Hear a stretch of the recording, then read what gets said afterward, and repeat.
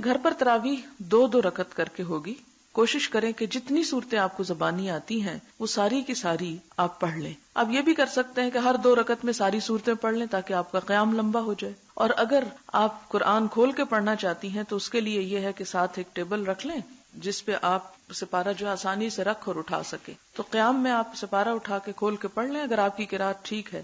اور اگر آپ پڑھتے بھی غلط ہیں تو پھر آپ کیا کریں گے مسکین. تو اس صورت میں تو فائدہ کو خاص نہیں ہوگا. اس لیے کوشش کریں کہ آپ وہی صورتیں پڑھیں جو آپ کو اچھی طرح آتی ہوں، اور کوشش کریں کہ آپ اپنی زندگی کا کچھ وقت لگائیں کہ آپ اس بات کو اچھی طرح سیکھ سکیں.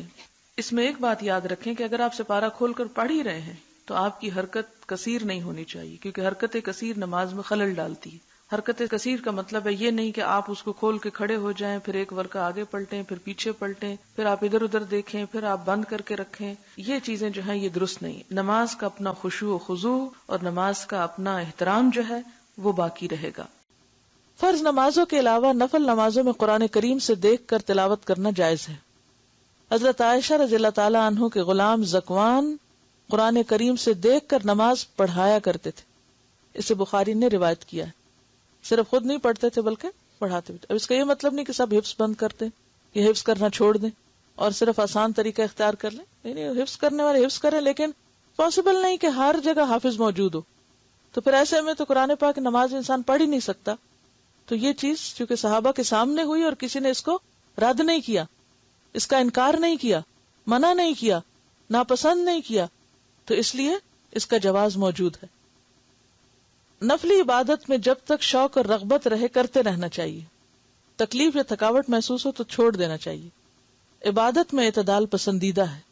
حضرت انس رضی اللہ عنہ کہتے ہیں رسول اللہ صلی اللہ علیہ وسلم نے فرمایا، نفل نماز اپنی طبیعت کی خوشی اور شوق کے مطابق پڑھو. جب طبیعت تھک جائے تو بیٹھ جاؤ، یعنی پھر بیٹھ کے بھی پڑھ سکتے ہیں یا پھر تھوڑا بریک بھی لے سکتے ہیں. اسے بخاری اور مسلم نے روایت کیا. آپ نے دیکھا ہوگا کہ شروع کے 1-2 دن مشکل ہوتے ہیں، پھر مزہ آنے لگتا ہے. حضرت عائشہ رضی اللہ تعالی عنہا کہتی ہیں رسول اللہ صلی اللہ علیہ وسلم نے فرمایا، اپنی ہمت کے مطابق عبادت کرو، اللہ تعالیٰ اجر دیتے کبھی نہیں تھکتے جبکہ تم عبادت کرتے تھک جاتے ہو. اسے بخاری اور مسلم نے روایت کیا. یعنی جو کام شروع کرو پھر اس کو نبھاتے بھی جاؤ. ایسا نہیں کہ کبھی تو بہت زیادہ کر لیا اور کبھی بالکل بھی نہ کیا. فرض نمازیں بھی چھوڑ دی رمضان کے بعد. حضرت عبداللہ بن عمرو بن عاص کہتے ہیں رسول اللہ صلی اللہ علیہ وسلم نے فرمایا، اے عبداللہ، تم فلاں آدمی کی طرح نہ ہو جانا جو رات کو عبادت کے لیے اٹھا کرتا تھا پھر اس نے اٹھنا چھوڑ دیا. اسے بخاری اور مسلم نے روایت کیا ہے. یعنی خواہ تھوڑی عبادت ہو لیکن کیا پسندیدہ ہے؟ مستقل مزاجی کے ساتھ.